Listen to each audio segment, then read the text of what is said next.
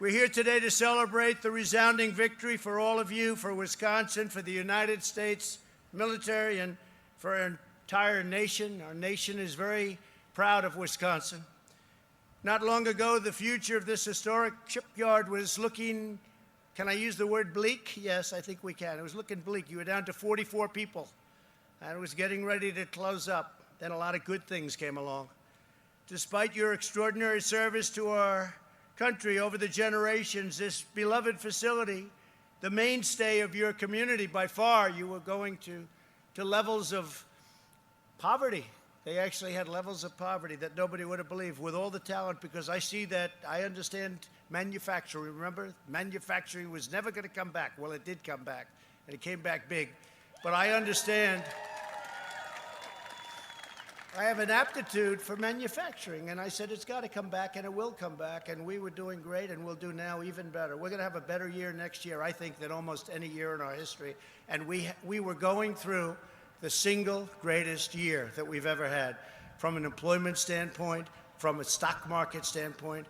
And your 401ks right now, people have 401ks. They're very happy with President Trump right now because they're almost at the level that they were when the virus came over. But this is a mainstay of your community, and it was facing proposed and the prospect of a final layoff and a total downsized production, downsized to almost nothing.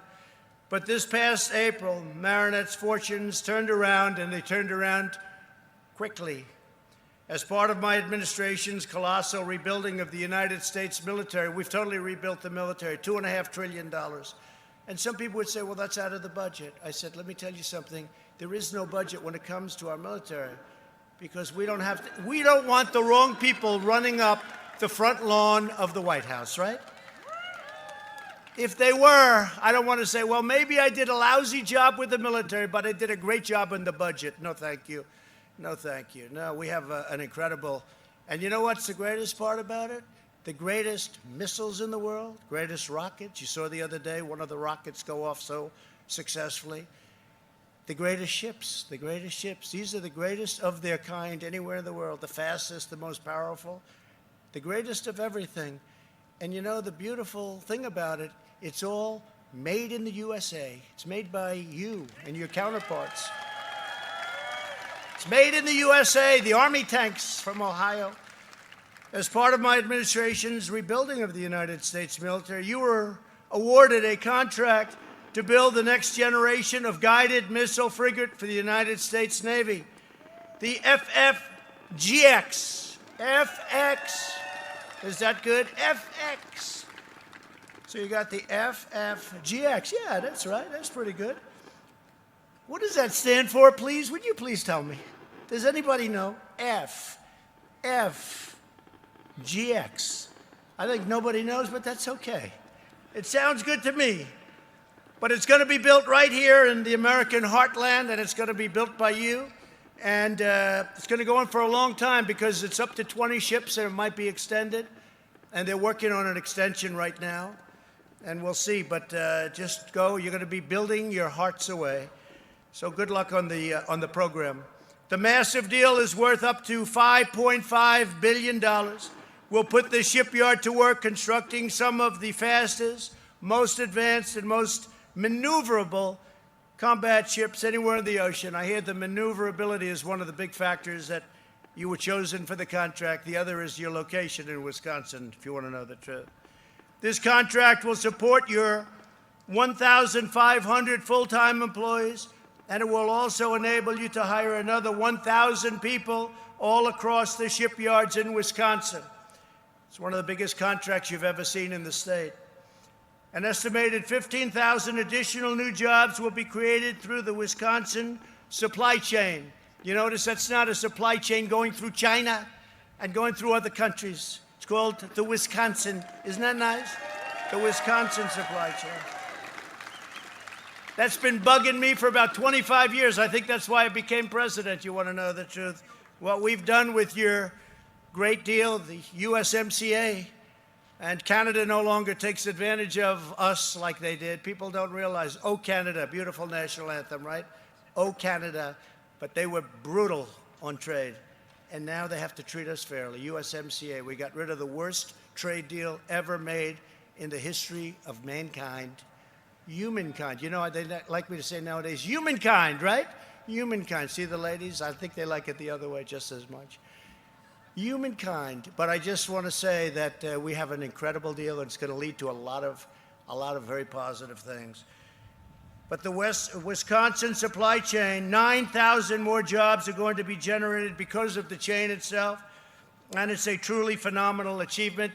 And I congratulate you all. It's going to be an incredible thing. It's all going to be made right here in Wisconsin.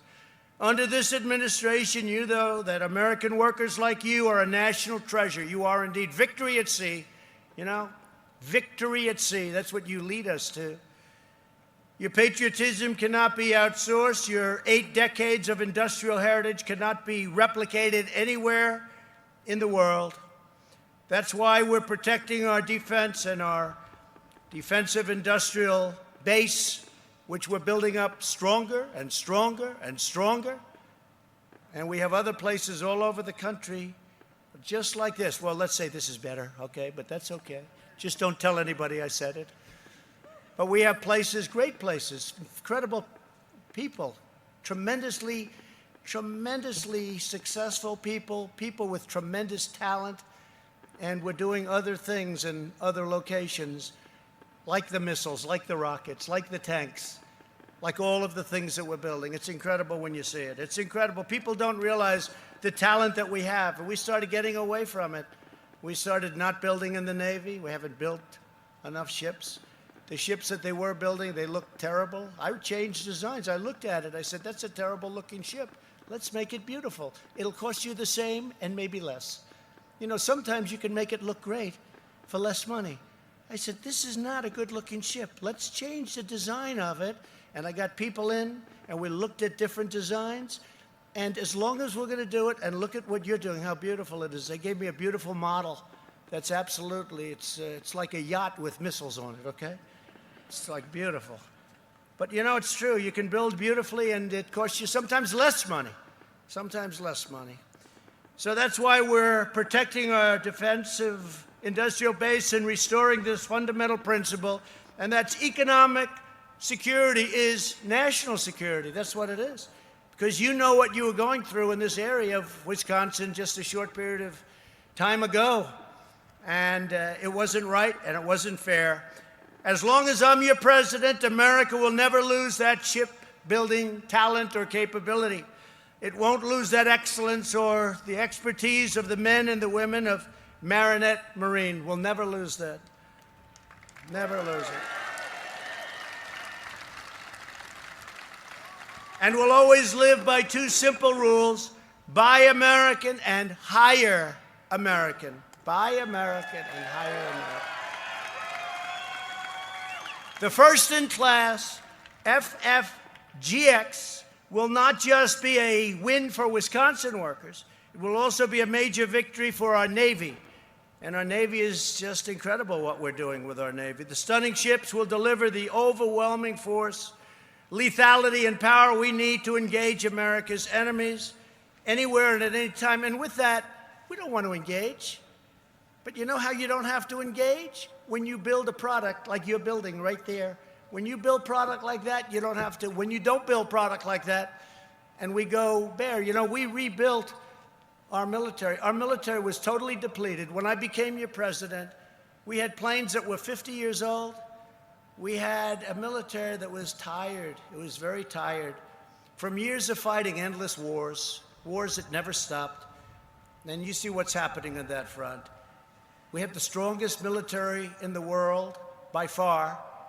And before we had we had a very tired military. What we had were great people in the military, but they weren't given the right equipment, so now they are $2.5 trillion.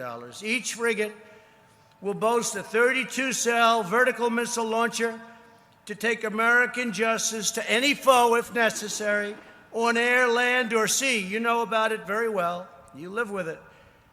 The ship will field the most advanced air research and air search radar capability in naval history. There's never been anything so advanced as what you're building. Amazing.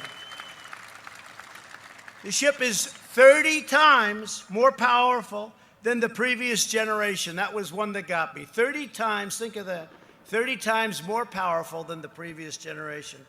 And it will carry an MH-60 Seahawk helicopter and an unmanned MQ-8C Fire Scout drone. Through your sweat, skill, and devotion, the workers of this shipyard will forge the future of the United States Navy. You're going to be a very big part of the United States Navy, and there are other things coming.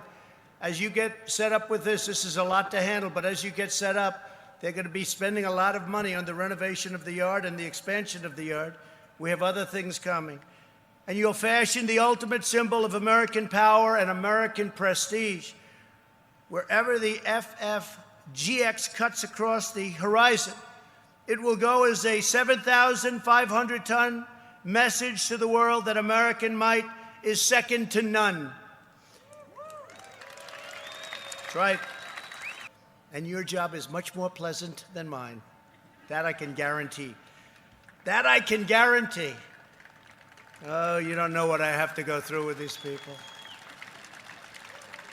They said to me, sir, a friend of mine, very smart, very successful person. He used to call me Donald, now he calls me sir. He says, Mr. President. I said, call me Donald. Yes, but I can't, Mr. President. Which is okay, he said. So which is the toughest nation to deal with? Is it China? Is it possibly Russia? Or is it maybe North Korea? I said, no, the toughest nation to deal with are the Democrats in the USA. True. The Democrats in the USA are much tougher to deal with than any of these people that we deal with. They're far more unreasonable, and actually they're a little crazy. We take care of our communities, and when the time comes, when history calls, when our flag is threatened, we defend our country like nobody else has ever defended our country or our flag. We defend our flag. We stand tall, we stand strong, and we always stand proud of the United States of America. With the help of everyone here today, this shipyard will continue to prosper, this state will continue to thrive, and this nation that we love will climb to new heights of glory and to greatness, and that's what's happening right now. We're going to have a great third quarter, and we're going to have a phenomenal next year. You'll see. Next year will be one of the greatest years. You see it happening already. It's happening, and it's happening quickly.